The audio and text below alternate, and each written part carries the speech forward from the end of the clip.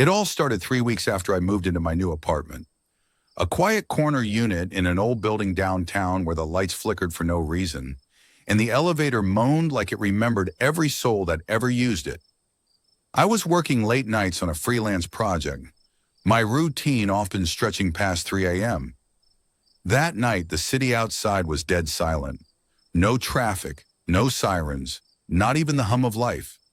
Just as the clock on my laptop blinked 3 a.m., I heard it. 3 slow, deliberate knocks on my door. Knock, knock, knock. They weren't loud, but they were heavy, like whoever was outside knew I was awake. I froze.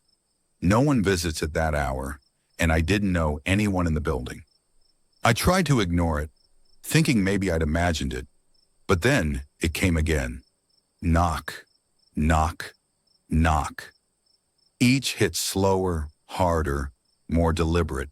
My skin prickled. I quietly walked to the peephole. Nothing. The hallway was empty, but the knocks didn't stop.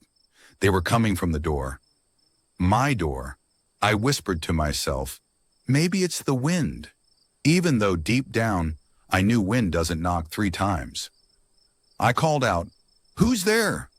No answer, only silence that felt like it was listening. Then my phone vibrated on the table behind me. Unknown number. Against my better judgment, I answered. The line was dead quiet, but I could hear breathing. Slow, rasping breathing, and then a whisper. "Don't open it." The call ended. My hands were shaking. I turned back toward the door, and this time, there was a shadow under it, 2 feet facing inward. Someone was standing right there. My heart pounded in my throat. I wanted to scream, but my voice died in my chest. I grabbed my phone again, tried to record, but the camera app glitched. Static lines filled the screen. Then came the whisper through the crack of the door. "Let me in. It's cold out here." My breath caught. That voice, it was mine. I stumbled back, dropping my phone. I could hear it breathing, almost laughing, copying my gas, mocking every sound I made. "You shouldn't stay up so late," it said in my voice. I ran to the kitchen, grabbed the knife, but when I looked back, the shadow feet were gone. I thought it left. But when I turned toward the window, I saw my reflection in the glass, and it blinked a second too late. My reflection smiled while I didn't. I froze in horror. Then came a loud bang. The front door burst open.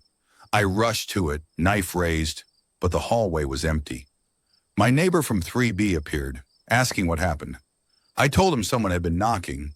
He frowned, confused, and said, "You live alone, right?" "Because I just saw someone standing inside your apartment before you opened the door." His words sank deep like ice in my veins. I looked behind me, and there it was, a figure standing by my couch. It looked exactly like me, but its skin was pale, eyes pitch black, and its mouth stretched unnaturally wide. It tilted its head and whispered, "You shouldn't have opened the door." His words sank deep like ice in my veins. I looked behind me, and there it was, a figure standing by my couch.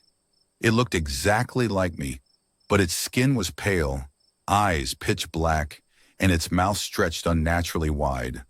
It tilted its head and whispered, "You shouldn't have opened the door." The lights flickered, and when they came back on, it was gone. The cops didn't believe me.